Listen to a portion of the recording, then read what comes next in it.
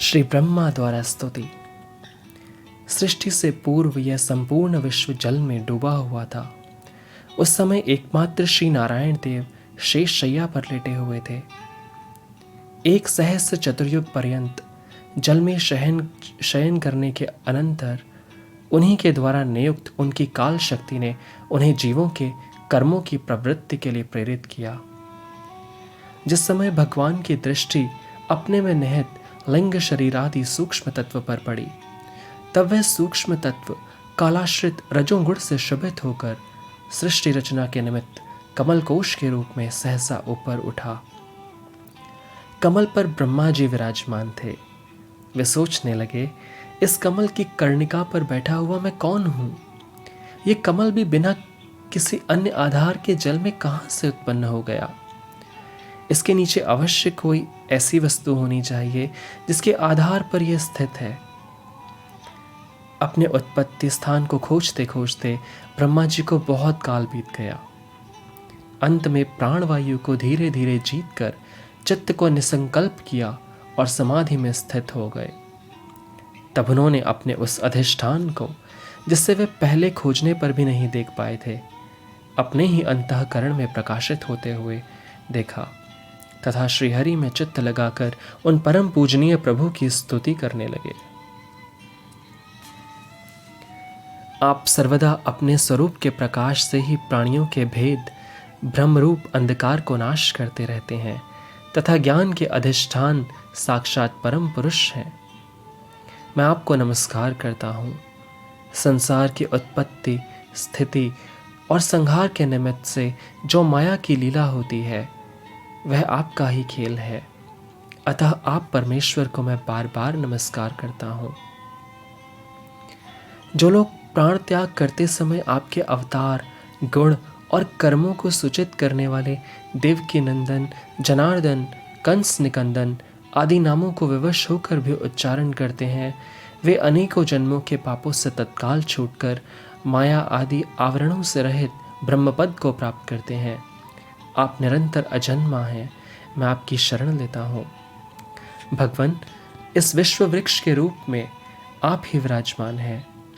आप ही अपनी मूल प्रकृति को स्वीकार करके जगत की उत्पत्ति, स्थिति और प्रलय के लिए मेरे, अपने और महादेव जी के रूप में 3 प्रधान शाखाओं में विभक्त हुए हैं और फिर प्रजापति एवं मनु आदि शाखा प्रशाखाओं के रूप में फैलकर बहुत विस्तृत हो गए हैं। मैं आपको नमस्कार करता हूँ। भगवान, आपने अपनी आराधना को ही लोगों के लिए कल्याणकारी स्वधर्म बताया है, किंतु वे इस ओर से उदासीन रहकर सर्वदा विपरीत निषिद्ध कर्मों में लगे रहते हैं। ऐसी प्रमाद की अवस्था में पड़े हुए इन जीवों को के जीवन आशा को जो सदा सावधान रहकर बड़ी शीघ्रता से काटता रहता है, वह बलवान काल भी आपका ही स्वरूप है। मैं उसे नमस्कार करता हूँ। यद्यपि मैं सत्यलोक का अधिष्ठाता हूँ, जो 2 परार्ध पर्यंत रहने वाला और समस्त लोकों का वंदनीय है, तो भी आपके उस काल रूप से डरता रहता हूँ। उससे बचने और आपको प्राप्त करने के लिए ही मैंने बहुत समय तक तपस्या की है। आप ही अधियज्ञ रूप से मेरी इस तपस्या के साक्षी हैं। मैं आपको नमस्कार करता हूँ। प्रभु, आप पूर्ण काम हैं। आपको किसी विषय सुख की इच्छा नहीं है, तो भी आपने अपनी बनाई हुई धर्म मर्यादा की रक्षा के लिए पशु, पक्षी, मनुष्य और देवता आदि जीव योनियों में अपनी ही इच्छा से शरीर धारण कर अनेकों लीलाएं की हैं। ऐसे आप पुरुषोत्तम भगवान को मेरा नमस्कार है। प्रभु, आप अविद्या, अस्मिता, राग, द्वेष और अभिनिवेश 5 में से किसी के भी अधीन नहीं हैं। तथापि इस समय जो सारे संसार को अपने उदर में लीन कर भयंकर तरंगमालाओं से विशुद्ध प्रलयकालीन जल में अनंत विग्रह की कोमल शैया पर शयन कर रहे हैं, वह पूर्व काल के कर्म परंपरा से शमित हुए जीवों को विश्राम देने के लिए ही है। आपके नाभि कमल रूप भवन से मेरा जन्म हुआ है। यह संपूर्ण विश्व आपके उदर में समाया हुआ है। आपकी कृपा से ही मैं त्रिलोकी की रचना रूप उपकार में प्रवृत्त हुआ हूँ। इस समय योग निद्रा का अंत हो जाने के कारण आपके नेत्र कमल विकसित हो रहे हैं। आपको मेरा नमस्कार है। आप संपूर्ण जगत के एकमात्र सुहृद और आत्मा हैं तथा शरणागतों पर कृपा करने वाले हैं। अतः अपने जिस ज्ञान और ऐश्वर्य से आप विश्व को आनंदित करते हैं, उसी से मेरी बुद्धि को भी युक्त करें, जिससे मैं पूर्व कल्प के समान इस समय भी जगत की रचना कर सकूं। आप भक्त वांछा कल्पतरु हैं। अपनी शक्ति लक्ष्मी देवी जी के सहित अनेकों गुणावतार लेकर आप जो जो अद्भुत कर्म करेंगे, मेरा यह जगत की रचना करने का उद्यम भी उन्हीं में से एक है। अतः इसे रचते समय आप मेरे चित्त को प्रेरित करें, शक्ति प्रदान करें, जिससे मैं सृष्टि रचना विषयक अभिमान रूप से मल से दूर रह सकूं। प्रभु, इस प्रलयकालीन जल में शयन करते हुए आप अनंत शक्ति परम पुरुष के नाभि कमल से मेरा प्रादुर्भाव हुआ है, और मैं हूं भी आपकी ही विज्ञान शक्ति। अतः इस जगत के विचित्र रूप का विस्तार करते समय आपकी कृपा से मेरी वेद रूप वाणी का उच्चारण लुप्त न हो। आप अपार करुणामय पुराण पुरुष हैं। आप परम प्रेममयी मुस्कान के सहित अपने नेत्र कमल खोलिए और शेष शैया से उठकर विश्व के उद्भव के लिए अपनी सुमधुर वाणी से मेरा विषाद दूर कीजिए। भगवान की महिमा असाधारण है। वे स्वयं प्रकाश, आनंद स्वरूप और माया से अतीत है। उन्हीं की माया में तो सभी मुग्ध हो रहे हैं, परंतु कोई भी माया मोह भगवान का स्पर्श नहीं कर सकता। ब्रह्मा जी भगवान श्री कृष्ण को ग्वाल, बाल और बछड़ों का अपहरण कर अपनी माया से मोहित करने चले थे, किंतु उनको मोहित करना तो दूर रहा, वे अजन्मा होने पर भी अपनी ही माया से अपने आप ही मोहित हो गए। ब्रह्मा जी समस्त विद्याओं के अधिपति हैं, तथापि भगवान के दिव्य स्वरूप को वे तनिक भी नहीं समझ सके कि ये क्या है। यहाँ तक कि भगवान के महिमामय रूपों को देखने में भी असमर्थ हो गए। उनकी आंखें मूंद गईं।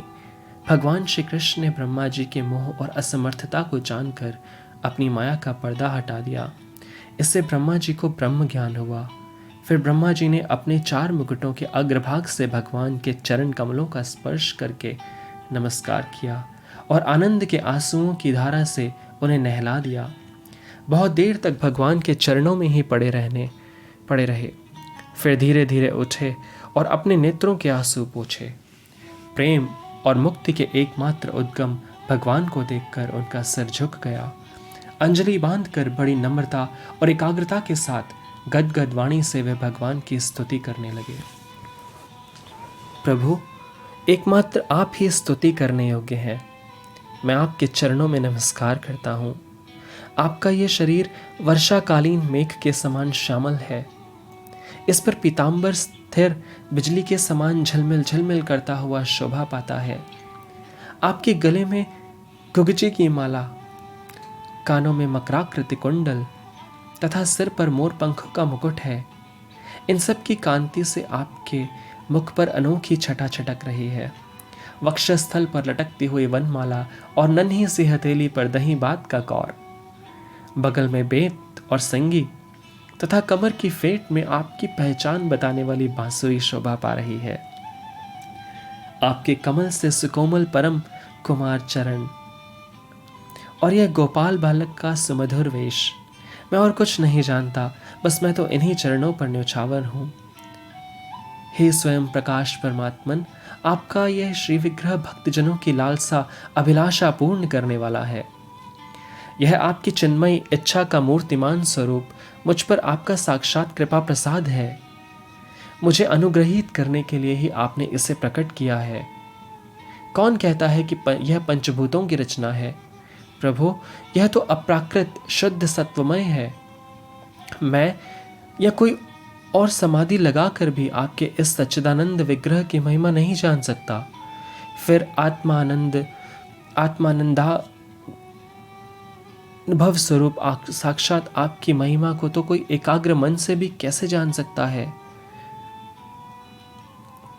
प्रभु, आप लोग ज्ञान के लिए प्रयत्न न करके जो लोग ज्ञान के लिए प्रयत्न न करके आपके स्थान में ही अपने स्थान में ही स्थिर रहकर केवल सत्संग करते हैं और आपके प्रेमी संत पुरुषों के द्वारा गाई हुई आपकी लीला कथा का जो उन लोगों के पास रहने से अपने आप सुनने को मिलती है, शरीर, वाणी और मन से विनयावत होकर सेवन करते हैं, यहाँ तक कि उसे ही अपना जीवन बना लेते हैं, उसके बिना जी भी नहीं सकते।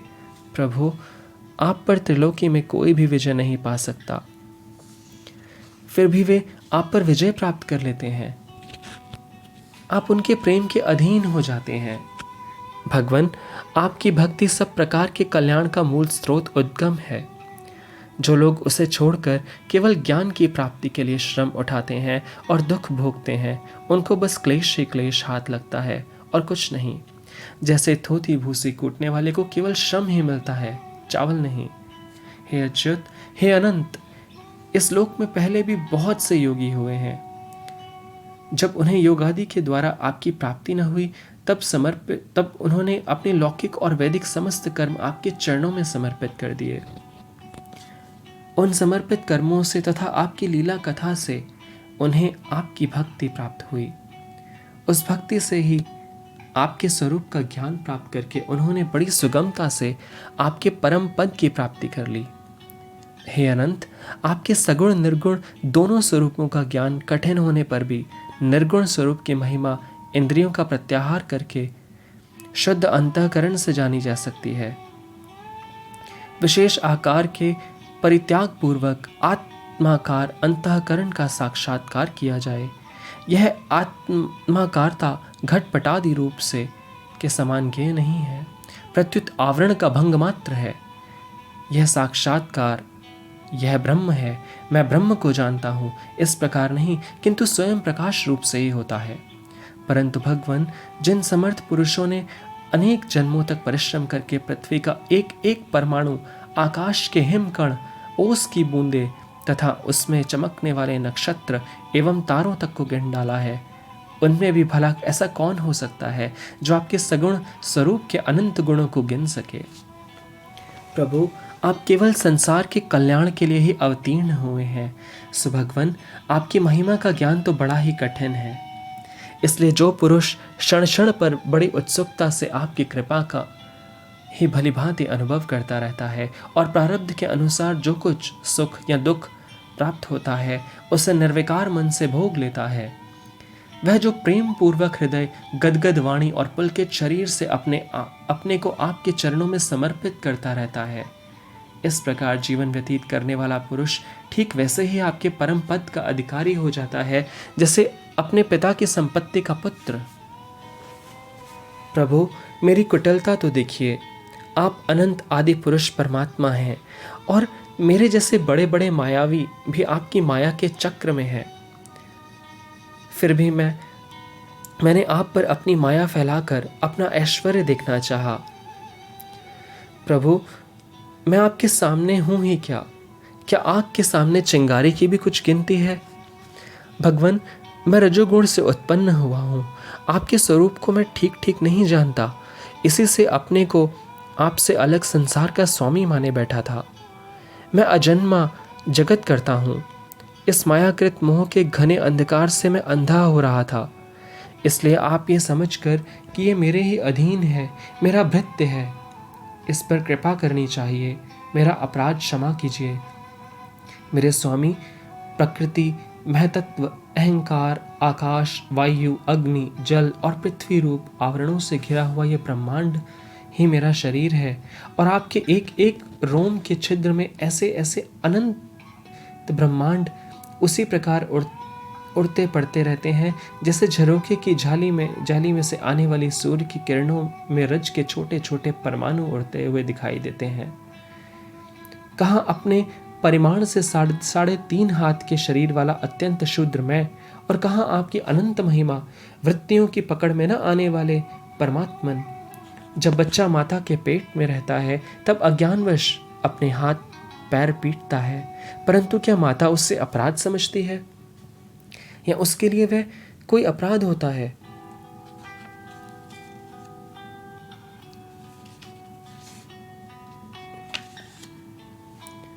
इन शब्दों से कही जाने वाली कोई भी वस्तु ऐसी है क्या जो आपकी कोख के भीतर ना हो? श्रुतियाँ कहती हैं, जिस समय तीनों लोग प्रलयकालीन जल में लीन थे, उस समय आप उस जल में स्थित श्री नारायण के नाभि कमल से ब्रह्मा का जन्म हुआ। उनका यह कहना किसी प्रकार असत्य नहीं हो सकता। तब आप ही बतलाइए प्रभु, क्या मैं आपका पुत्र नहीं हूं? प्रभु, आप समस्त जीवों के आत्मा हैं, इसलिए आप नारायण, नार अर्थात जीव और अयन अर्थात आश्रय हैं। आप समस्त जगत के और जीवों के अधीश्वर हैं, इसलिए आप नारायण हैं। आप समस्त लोगों के साक्षी हैं, इसलिए भी आप नारायण हैं। नर से उत्पन्न होने वाले जल में निवास करने के कारण जिन्हें नारायण कहा जाता है, वे भी आपके एक अंश ही हैं। वह अंश रूप से दिखना भी सत्य नहीं है, आपकी माया ही है। भगवान, यदि आपका यह विराट स्वरूप सचमुच उस समय जल में ही था, तो मैंने उसी समय उसे क्यों नहीं देखा, जबकि मैं कमलनाल के मार्ग से उसे 100 वर्ष तक जल में ढूंढता रहा। फिर मैंने जब तपस्या की, तब उसी समय मेरे हृदय में उसका दर्शन कैसे हो गया, और फिर कुछ ही क्षणों में वह पुनः क्यों नहीं दिखा, अंतर्ध्यान क्यों हो गया। माया का नाश करने वाले प्रभु, दूर की बात कौन करे, अभी इसी अवतार में आपने इस बाहर दिखने वाले जगत को अपने पेट से ही दिखला दिया, जिसे देखकर माता यशोदा चकित हो गई थी। इससे यही सिद्ध होता है कि यह संपूर्ण विश्व केवल आपकी माया ही माया है।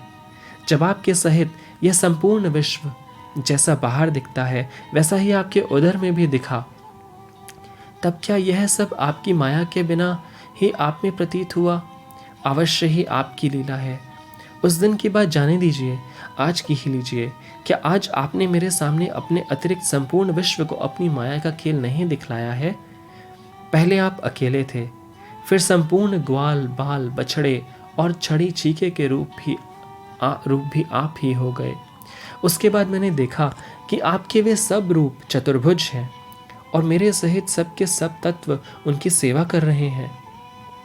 आपने अलग अलग उतने ही ब्रह्मांडों का रूप भी धारण कर लिया था, परंतु अब आप केवल अपरिमित अद्वितीय ब्रह्म रूप से ही शेष रह गए हैं। जो लोग अज्ञानवश आपके स्वरूप को नहीं जानते, उन्हीं को आपकी प्रकृति में स्थित जीव के रूप में प्रतीत होते हैं और उन पर अपनी माया का पर्दा डालकर सृष्टि के समय मेरे अर्थात ब्रह्मा रूप से, पालन के समय अपने विष्णु रूप से और संहार के समय रुद्र के रूप में प्रतीत होते हैं। प्रभु, आप सारे जगत के स्वामी हैं, आप विधाता हैं। अजन्मा होने पर भी आप देवता, ऋषि, मनुष्य, पशु, पक्षी और जलचर आदि योनियों में अवतार ग्रहण करते हैं। इसलिए ही इन रूपों के द्वारा दुष्ट पुरुषों का घमंड तोड़ दें और सत्पुरुषों का अनुग्रह करें। भगवान, आप अनंत परमात्मा और योगेश्वर हैं। जिस समय आप अपनी योग माया का विस्तार करके लीला करने लगते हैं, उस समय त्रिलोकी में ऐसा कौन है जो ये जान सके कि आपकी लीला कहाँ, किस लिए, कब और कितनी होती है। इसलिए संपूर्ण जगत स्वप्न के समान असत्य, अज्ञान रूप और दुख पर दुख देने वाला है। आप परमानंद, परम ज्ञान स्वरूप और अनंत हैं। यह माया से उत्पन्न एवं विलीन होने पर भी आप में आपकी सत्ता से सत्य के समान प्रतीत होता है। प्रभु, आप ही एकमात्र सत्य हैं, क्योंकि आप सबके आत्मा जो हैं। आप पुराण पुरुष होने के कारण समस्त जन्मादि विकारों से रहित हैं। आप स्वयं प्रकाश हैं, इसलिए देश, काल, वस्तु जो पर प्रकाश है, इस प्रकार आपको सीमित नहीं कर सकते। आप उनके भी आदि प्रकाशक हैं। आप अविनाशी होने के कारण नित्य हैं। आपका आनंद अखंडित है। आप में न तो किसी प्रकार का मल है और न अभाव। आप पूर्ण हैं, एक हैं। समस्त उपाधियों से मुक्त होने के कारण आप अमृत स्वरूप हैं। आपका यह ऐसा स्वरूप समस्त जीवों का ही अपना स्वरूप है। जो गुरु रूप सूर्य से तत्वज्ञान रूप दिव्य दृष्टि प्राप्त करके उससे आपको अपने स्वरूप के रूप में साक्षात्कार कर लेते हैं, वे इस झूठे संसार सागर को मानो पार कर जाते हैं। जो पुरुष परमात्मा को आत्मा के रूप में नहीं जानते, उन्हें उस अज्ञान के कारण ही इस नाम रूपात्मक अखिल प्रपंच की उत्पत्ति का भ्रम हो जाता है। किंतु ज्ञान होते ही उसका आत्यंतिक प्रलय हो जाता है। जैसे रस्सी में भ्रम के कारण ही सांप की प्रतीति होती है और भ्रम की निवृत्ति होते ही उसकी निवृत्ति हो जाती है। संसार संबंधी बंधन और उससे मोक्ष, ये दोनों ही नाम अज्ञान से कल्पित हैं। वास्तव में ये अज्ञान के ही दो नाम हैं। ये सत्य और ज्ञान स्वरूप परमात्मा से ही भिन्न अस्तित्व नहीं रखते। जैसे सूर्य में दिन और रात का भेद नहीं, वैसे ही विचार करने पर अखंड चित्त स्वरूप केवल शुद्ध आत्म तत्व में न बंधन है और न तो मोक्ष। भगवान, कितने आश्चर्य की बात है कि आप हैं अपने आत्मा, पर लोग आपको पराया मानते हैं और शरीर आदि हैं पराए, किंतु उनको आत्मा मान बैठते हैं और इसके बाद आपको कहीं अलग ढूंढने लगते हैं। भला अज्ञानी जीवों का यह कितना बड़ा अज्ञान है। हे अनंत, आप तो सबके अंतःकरण में ही विराजमान हैं। इसलिए संत लोग आपके अतिरिक्त जो कुछ प्रतीत हो रहा है उसका परित्याग करते हुए अपने भीतर आपको ढूंढते हैं। क्योंकि यद्यपि रस्सी में सांप नहीं है, फिर भी उस प्रतीयमान सांप को मिथ्या निश्चय किए बिना भला कोई सत्पुरुष सच्ची रस्सी को कैसे जान सकता है। अपने भक्त जनों के हृदय में स्वयं स्फुरित होने वाले भगवान, आपके ज्ञान का स्वरूप और महिमा ऐसी ही है, उससे अज्ञान कल्पित जगत का नाश हो जाता है। फिर भी जो पुरुष आपके युगल चरण कमलों का तनिक सा भी कृपा प्रसाद प्राप्त कर लेता है, उससे अनुग्रहित हो जाता है, वही आपकी सच्चिदानंदमयी महिमा का तत्व जान सकता है। दूसरा कोई भी ज्ञान वैराग्य आदि साधन रूप अपने प्रयत्न से बहुत काल तक कितना भी अनुसंधान करता रहे, वह आपकी महिमा का यथार्थ ज्ञान नहीं प्राप्त कर सकता। इसलिए भगवान, मुझे इस जन्म में, दूसरे जन्म में अथवा किसी पशु पक्षी आदि के जन्म में भी ऐसा सौभाग्य प्राप्त हो जाए कि मैं आपके दासों में से कोई एक दास हो जाऊं और फिर आपके चरण कमलों की सेवा करूं। मेरे स्वामी, जगत के बड़े बड़े यज्ञ सृष्टि के प्रारंभ से लेकर अब तक आपको पूर्णतः तृप्त न कर सके, परंतु आपने ब्रज की गायों और ग्वालिनों के बछड़े एवं बालक बनकर उनके स्तनों का अमृत सा दूध बड़े उमंग से पिया है। वास्तव में उन्हीं का जीवन सफल है, वे ही अत्यंत धन्य हैं। अहो नंद आदि ब्रजवासी गोपों के धन भाग्य हैं। वास्तव में अहो भाग्य है, क्योंकि परमानंद स्वरूप सनातन परिपूर्ण ब्रह्म आप उनके अपने सगे संबंधी और सुहृद हैं। हे अच्युत, इन ब्रजवासियों के सौभाग्य की महिमा तो अलग रही। मन आदि 11 इंद्रियों के अधिष्ठात्र देवता के रूप में रहने वाले महादेव आदि हम लोग बड़े ही भाग्यवान हैं, क्योंकि इन ब्रजवासियों की मन आदि 11 इंद्रियों को प्याले बनाकर हम आपके चरण कमलों का अमृत से भी मीठा, मदिरा से भी मादक मधुर मकरंद का पान करते रहते हैं। जब उसका एक एक इंद्रिय से पान करके हम धन धन्य हो जाते हैं, तब समस्त इंद्रियों से उसका सेवन करने वाले ब्रजवासियों की तो बात ही क्या।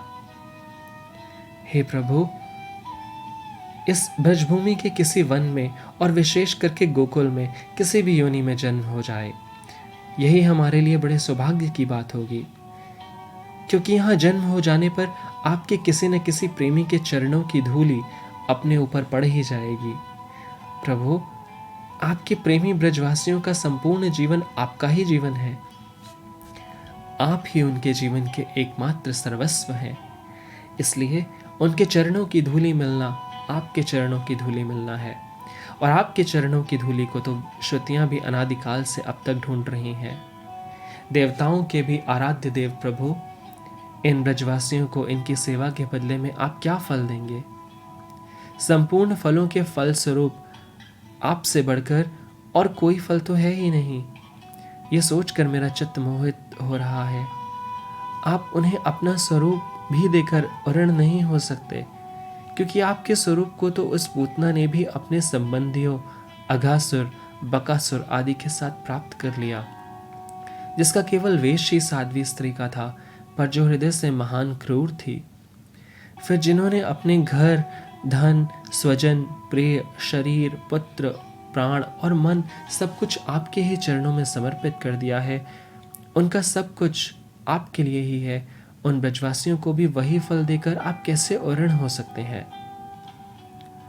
सच्चिदानंद स्वरूप श्याम सुंदर अभी तक राग, द्वेष आदि दोष चोरों के समान सर्वस्व अपहरण करते रहते हैं। प्रभु, ये तभी तक चोरों के समान सर्वस्व अपहरण करते रहते हैं, तभी तक घर और उसके संबंधी कैद की तरह संबंध के बंधनों में बांधे रखते हैं, और तभी तक मोह पैर की बेड़ियों की तरह जकड़े रखते हैं, जब तक जीव आपका नहीं हो जाता।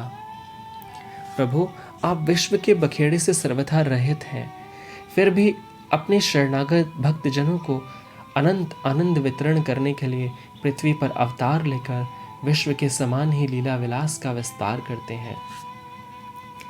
मेरे स्वामी, बहुत कहने की आवश्यकता नहीं। जो लोग आपकी महिमा जानते हैं वे जानते रहें। मेरे मन, वाणी और शरीर तो आपकी महिमा जानने में सर्वथा असमर्थ है।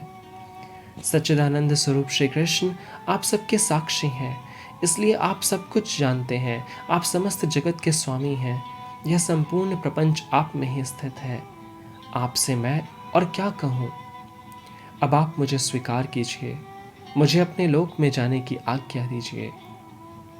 सबके मन, प्राण और अपनी रूप माधुरी से आकर्षित करने वाले श्याम सुंदर, आप यदुवंश रूपी कमल को विकसित करने वाले सूर्य हैं।